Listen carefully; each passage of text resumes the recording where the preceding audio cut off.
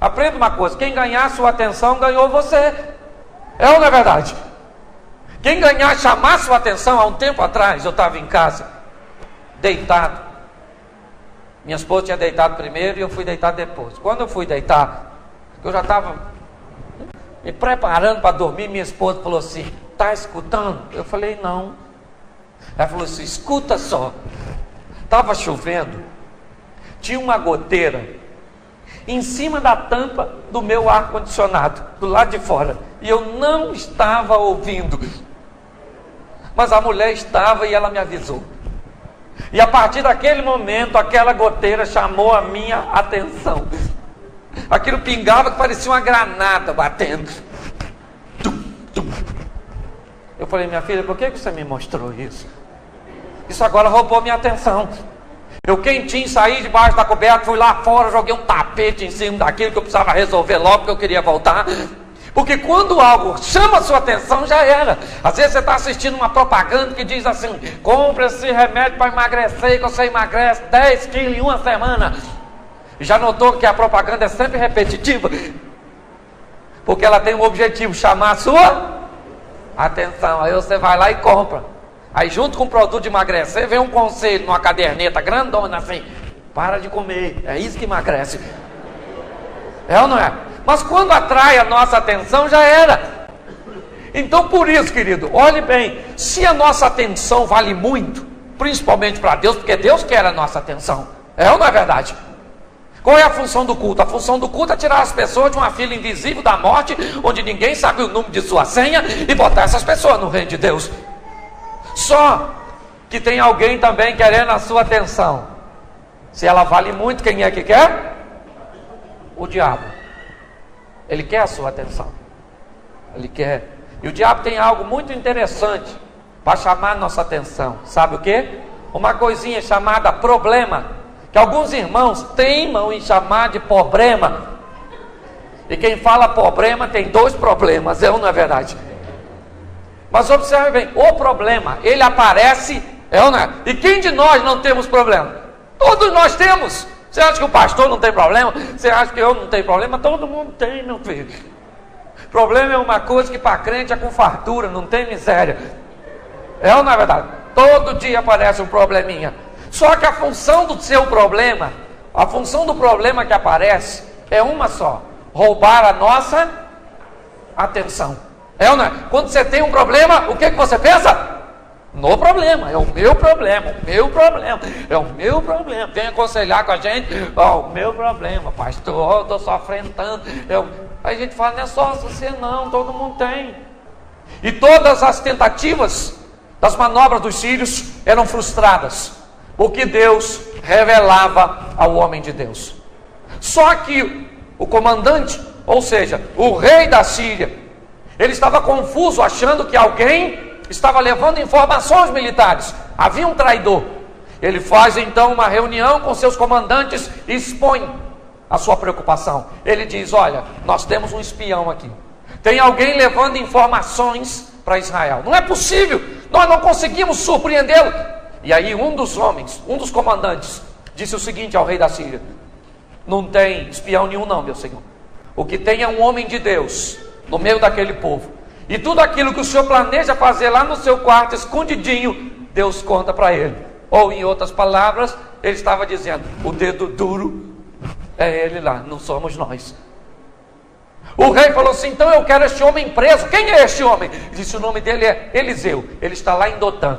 Ele disse: então esta noite eu quero que uma tropa vá para lá. Vamos cercar este lugarejo, em particular a casa deste homem. E amanhã de manhã eu quero este homem capturado. E é isso que nós lemos aqui. O exército foi para lá à noite, nem invadiu à noite, que é para não correr o risco de Eliseu escapar. Esperou amanhecer, fechou o cerco, em particular a casa de Eliseu.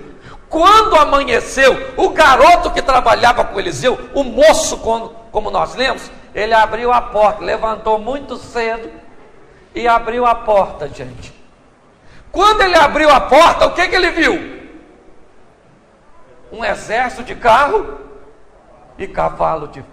Olha bem, olha a frase que o garoto falou: Você leu? O que o garoto falou?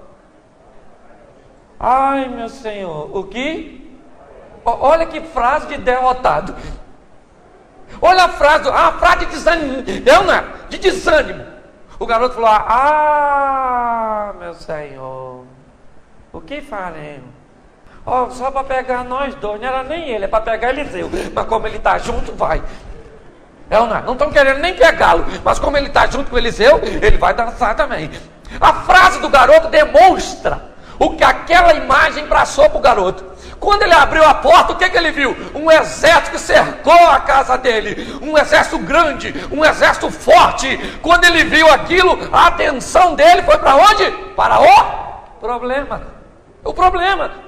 Ele maximizou o problema, porque é assim que nós fazemos, irmão. Quando o problema aparece, a primeira coisa que nós achamos é que o problema é maior do que nós. Se ele é forte, poderoso, o problema é tremendo, é um problemão que você tem. Você olha para a sua dívida e diz: dívida, você é grande demais. Você olha para a sua enfermidade: minha enfermidade. Você olha para a sua vida conjugal e diz: irmão, você não conhece meu marido, por isso que você está falando. Aquele marido meu, eu acho que nem foi Deus que me deu. Foi o inimigo, não é verdade? Tem gente que pensa. Eu brinco com isso. Tem mulher que fala assim: irmão, aquilo é joio. Eu dormi, o inimigo plantou. E pior, a Bíblia diz que eu não posso nem cortar, tem que deixar crescer junto comigo, não é verdade? Mas observe bem, quando o garoto olhou, o problema chamou a atenção dele, porque é isso que o problema faz comigo e com você. Chega na vida da gente e rouba a nossa atenção. Você vem para o culto, né, dizendo: Jeová é o meu cavaleiro, mas aquele lá no seu íntimo está assim: ó o seu problema. Você canta: poderoso Deus, e lá está assim: olha o seu problema. Tem gente que tem uma afinidade tão grande com o problema, que ele vem aqui na frente orar, a gente ora: sai da vida dele, problema! E quando ele vai sentar, ele fala: problema, a oração acabou, vamos embora. Olha mesmo, a gente já vai embora, tá? Criou um vínculo. Tem pessoa que só pensa no problema. Por quê? Se você pensa no problema, você não tem tempo para pensar em Deus. Essa é a estratégia. Pense no seu problema, sofra pelo seu problema, sofra por ele. Sabe por quê? Assim você não pensa em Deus. Duas coisas não podem ocupar o mesmo lugar ao mesmo tempo, no mesmo espaço. Se você está pensando no problema, você não pensa em Deus. Por isso que tem tanta gente que não alcança vitória. Não é porque Deus não dá vitória, é porque as pessoas ficam olhando para o problema com medo danado. Foi isso que o garoto falou. E quando ele olhou para o problema, o que ele teve medo? Ele disse: o que faremos? Igualzinho os outros fazem. O que eu vou fazer? Há um tempo atrás, eu estava na minha casa. Minha esposa falou comigo assim: filho, eu tenho uma notícia ruim para te dar. Falei: o que foi? Ela falou: o gás acabou. Gente, o gás só acaba à noite, na metade da comida, no dia que a gente tem mais fome e no dia que nós não temos dinheiro. Isso aí. Quando ela me deu aquela notícia, aquilo foi um impacto profundo. Meu estômago tocava a quinta de Beethoven. E ela falou assim: filho, presta atenção, pega e liga que o motoqueiro entrega rapidinho.